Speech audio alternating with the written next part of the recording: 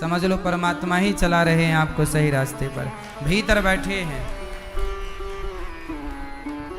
उनके बिना कभी व्यक्ति धर्म के बारे में नहीं सोच सकता।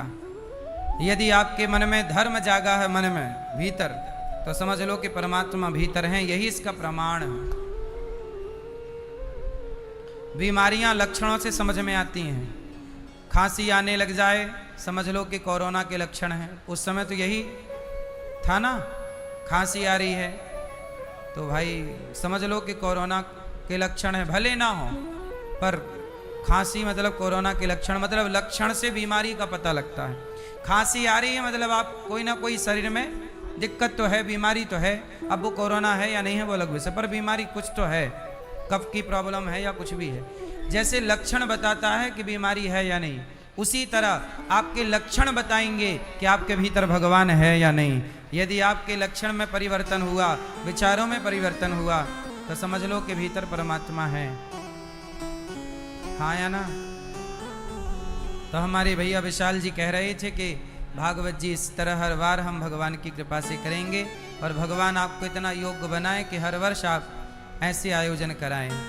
आपकी धर्म पत्नी श्री निशी सिंह जी, आप भी एक बहू का, एक पत्नी का, एक माँ का अच्छा कर्तव्य निभा रही हैं।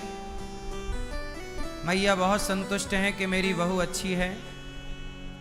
आपके परिवार के लोग कह रहे हैं कि आप बहुत अच्छी हैं। कोई व्यक्ति अपने से कहे कि मैं अच्छा हूँ तो वो अच्छा नहीं माना जाता। जब परिवार के लोग कहें कि अच्छा है तब माना जाता है कि हाँ ये अच्छा है, तब सब लोग कह रहे हैं कि अच्छा है।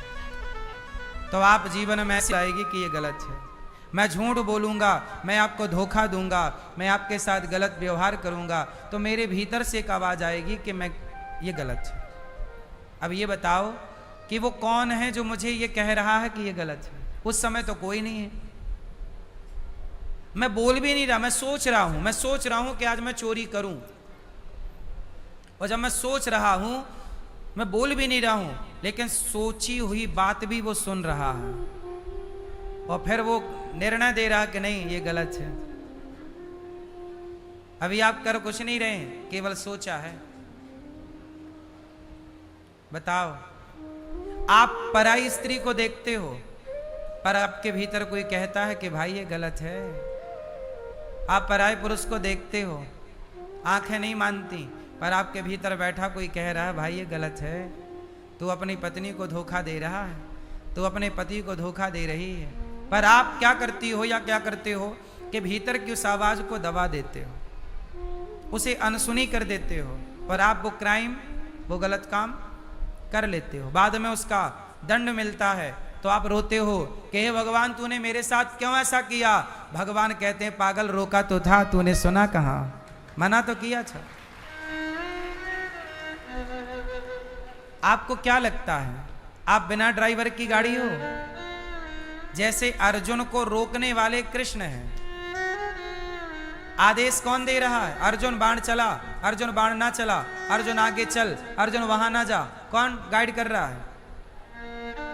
हर क्षण श्री कृष्ण अर्जुन को बता रहे हैं यहां जाओ, यहां ना जाओ, ये करो, ये ना करो। उसी क्षण, उसी तरह हम भी वो अर्जुन हैं, पर हमारे भीतर भी एक परमात्मा है। हम सबके भीतर ईश्वर बैठते हैं मेरी माँ। इसलिए कहता हूं कि बाहर ढूंढते ढूंढते मर जाओगे, कुछ ना पाओगे, भीतर झांक के देखोगे परमात्मा को पाओगे। इसलिए बहिर्मुखी ना बनो, अंतर्मुखी बनो। क्या बनो? क्या बनो? मोकू कहाँ तो ढूंढे बंदे, मैं तो तेरे पास। परमात्मा बाहर का विषय है ही नहीं। चलो अब मैं इसे भीतर और ले चलता हूं। ध्यान से सुनो, सभी लोग मेरे संग बोलो। रीढ़ की हड्डी सीधी करो और थोड़ा मैं ध्यान योग कराता हूं आपको, कैसे ईश्वर की आराधना करनी चाहिए। आप लोग हमेशा एक शिकायत करते हैं, गुरुजी हमारा मन बहुत भटकता है। आज मैं आपको कुछ ऐसे उपाय बताऊंगा नहीं, प्रैक्टिकल कराऊंगा आपके साथ, और फिर आप बताना कि आपका मन भटक जाए तो दोषी मैं हूं। मैं आपके मन को भटकने नहीं दूंगा और आपके मन के भटकने की सारी संभावनाएं खत्म कर दूंगा। तैयार हैं? आप लोग कहते हैं मन भटकता है, इसलिए भटकता है क्योंकि आपको मन को सही जगह लगाना तरीका नहीं आया। यदि मुझे तरीका नहीं आता तो मैं कभी कुछ नहीं कर पाऊंगा। कोई भी काम करने का तरीका होता है। आप गलत तरीके से कोई भी काम करो तो वो गलत ही होगा। विचारक स्वामी विवेकानंद जी को महान किसने बनाया? उनके विचारों ने। स्वामी श्री रामानुजाचार्य स्वामी जी को महान किसने बनाया? उनके विचारों ने। आद्य शंकराचार्य जी को महान किसने बनाया? उनके विचारों ने। मीराबाई को बड़ा किसने बनाया? जिस व्यक्ति के जितने उच्च विचार होंगे वो केवल विचार नहीं, उस विचारों पर वो चल के दिखाए। राम कौन है? राम के विचार इतने श्रेष्ठ हैं कि जब रावण की बहन ऑफर लेकर आई, रावण की बहन शूर्पणखा राम से कहती है कि आप मेरे से विवाह कर लो, पर राम ने उस शूर्पणखा की तरफ देखा नहीं। ये राम के विचार हैं कि मैं पराई स्त्री की तरफ क्यों देखूं, जबकि रावण के विचार कि उसे कोई भी पराई औरत मिल जाए तो वो पीछे भाग जाता था। और राम के विचार और रावण के विचारों में बताओ राम की पूजा क्यों होती है? विचारों के बल पर। रामचरितमानस में क्या लिखा है? राम के विचार। भगवत गीता में क्या लिखा है? कृष्ण के बोलो। जो जितना श्रेष्ठ विचारक होगा, जिसके विचार जितने उच्च कोटि के होंगे और जो उस विचार पर चलने वाला होगा, वो समाज में उतना बड़ा स्थान प्राप्त करता है। बड़ा बनना हो तो पहले विचार बड़े लाओ, उस बड़े विचार पर चलो, तब ना समाज आपकी जय जयकार करेगा। वरना बहुत लोग जिंदगी जी रहे हैं, आए और चले गए, खत्म कहानी। इतिहास तो इस भीड़ में कोई कोई लिखता है ना, सब तो इतिहास नहीं लिखते। कितने लोग रोज मरते हैं पर किसी की मृत्यु इतिहास हो जाती है। जीते तो करोड़ों लोग हैं। आज पूरी दुनिया की जनसंख्या लगभग 7 अरब है। लगभग आज पूरी दुनिया की जनसंख्या लगभग 7 अरब है। जी तो इतने लोग रहे हैं पर किसी की जिंदगी इतिहास बन जाती है, किसी का जीना अमर हो जाता है। सब जी रहे हैं। इसलिए अपने विचारों को श्रेष्ठ बनाइए। आपको सुखी कौन रखेगा? आपके विचार। आपको सुख कौन देगा? आपके विचार। जल के समाप्त हो जाएंगे। इसलिए जातियों का जहर और भाषा का जहर, इसको ना फैलाया जाए। जातियां व्यवस्था के लिए बनी थी, छुआछूत ऊंच नीच के लिए नहीं। और भाषा एक भाषा है, उसे भाषा ही रहने दिया जाए, उसे लड़ाई झगड़े का सूत्र ना बनाया जाए। क्यों जी? यदि बताओ भाषा पे हम सब लड़ गए तो हम सब सुखी रहेंगे कि दुखी रहेंगे? बोलो। कितने लोग हैं जो महाराष्ट्र में काम करते हैं और कितने महाराष्ट्रियन हैं जो भारत के कोने कोने में काम करते हैं। भारत इतना बड़ा है, पूरी दुनिया में लोगों को जाना और आना पड़ता है। इसी से अर्थव्यवस्थाएं चलती हैं कि हम यहाँ तुम वहाँ वो यहाँ, यही ना कनेक्टिविटी है। यदि हम ऐसा जहर घोल लें, आपस में लड़ लें, तब तो भारत की बड़ी हानि हो जाएगी। इसलिए मेरी प्रार्थना है उन लोगों से जो भाषा के नाम की लड़ाइयाँ लड़ रहे हैं। भाषा हमारी लड़ाई नहीं, आतंकवाद हमारा दुश्मन है। सनातन के खिलाफ जो बात कर रहे हैं वो हमारे दुश्मन। उन दुश्मनों से हमको एकजुट होकर लड़ना है। कल को यदि भारत में मुगलों का साम्राज्य बढ़ा तो क्या मुगल मराठियों को छोड़ेंगे? छावा को किसने मारा? बताइए, हिंदी भाषी लोगों ने मारा कि मुगलों ने मारा? फिर तो हमारे दुश्मन हिंदी भाषी या मराठी भाषी नहीं है, हमारे दुश्मन सदा से मुगल रहे हैं, वो आतंकवादी रहे जो हमारी बहन बेटियों पर गंदी नजर रखे हैं। हम आपस में क्यों लड़ें? यदि हम आपस में लड़ेंगे तो बहुत नुकसान होगा इस देश का। बोलो हाँ। इसलिए हाथ जोड़ के प्रार्थना है कि भाषा के नाम पे विवाद ना हो, कभी ना हो।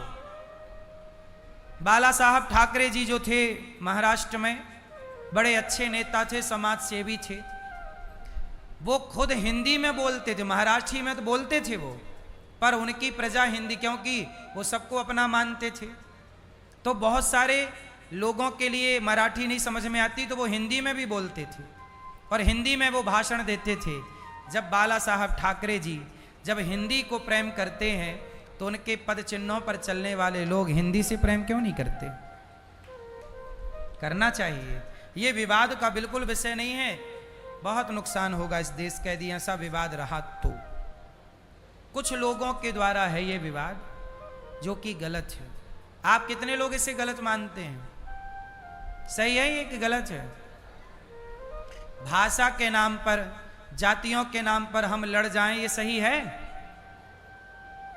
सुंदरकांड में एक चौपाई है, जहां सुमति तहां संपत्ति नाना। क्या रखो? एकता। क्या रख? क्योंकि सेवा भगवान मिलेंगे तो सेवा से मिलेंगे। हे प्रभु कृपा करिएगा और हृदय में बसिएगा हमारे। एक क्षण के लिए ना जाइए हृदय से बाहर, हर क्षण आपका चिंतन हो। जब तक जीवन है सेवा करता रहूं, मुझे और कुछ अच्छा नहीं लगता, ना मैं कुछ चाहता, केवल सेवा। भगवान से यही प्रार्थना है कि बस ये सेवा जो आपने दी है जिम्मेदारी, अब वो बनी रहे। लक्ष्मण जी ने क्या की? राम की सेवा। हनुमान जी ने क्या की? सेवा। सबसे सेवक धर्म कठोरा। भगवान मिलते हैं तो सेवा से। इसलिए वृद्ध माओं की सेवा।